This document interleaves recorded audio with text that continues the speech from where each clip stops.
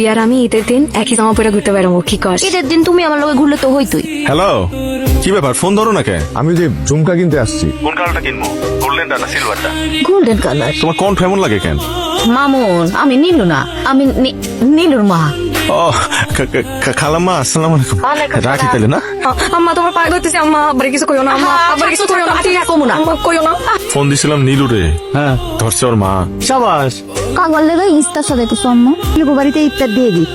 আমি ওর বাড়ি আশেপাশে আমি যাইতে পারবো না। মামুন পরিবারের অবস্থা তুই চোখে দেখোস না? পরিবারের অবস্থা হচ্ছে কারো যে কোনো দিন খারাপ হতে পারেন না। আর মামুন ভাই কি খারাপ মানুষ? গোলাপি আপু, কেনাকাটা কেমন করলেন? তেমন না। কেন, জিনিসপত্রের দাম কি খুব বেশি? ওয়েল, জিনিসপত্রের দাম ঠিকঠাক, বাট এবার আমার বাজেটটা একটু কম। তো ভাই আপনাকে কত বাজেট দিছে এটা একটু বলেন। মাত্র 2 লাখ। 2 লাখ টাকা বলে কম? আর আমরা 20,000 টাকা দিয়ে আরামসে সংসার চালাই। আমার তো তেমন কোনো বাজেট নাই, আর আমার বাজেট শুনে আপনি কি করবেন? আপনার বেতন কত?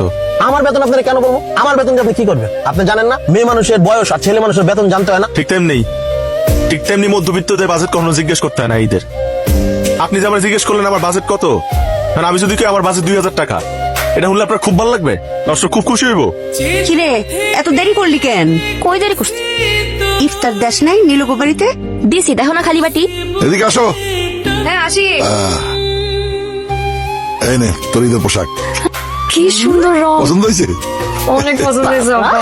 রং করার দরকার কি? নতুন একটা লয়ালা, সামনে ঈদ না? আমি তো বাস স্ট্যান্ডে বাস আইলি রওনা দিমু। ও আচ্ছা, আয়ো বাজান, সাবধানে আয়ো। ফিয়ামানিল্লাহ। মা, ভাই আইছে। এই, কেমন আছিস তুই? ভালো আছি, তুমি কেমন আছো? ভালো আছি মা। মামুন, বাজান গো, তুমি দেখি শুকায় দড়ি দড়ি হয়ে গেছো গো বাজান। আমি বলে হয়ে গেছি।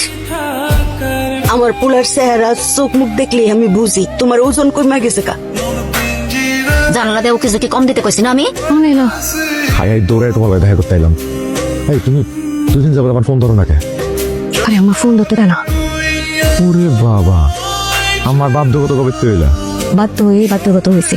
আমরা যদি শুনে যে আমি আমার কথা শুনি না, তাহলে তুই দিন বাড়িতে দিবে না, আর ঈদের দিন যদি বাড়িতে না পারি তাহলে তো তোমার সাথে ঘুরতে পারবো না, বুঝো না? এই প্ল্যান দেখলেন আমার মাথা কিন্তু অনেক বুদ্ধি। একটু বুদ্ধি সাথে না হলে কি জীবনে চলা যায় বলো, বুঝো না তুমি?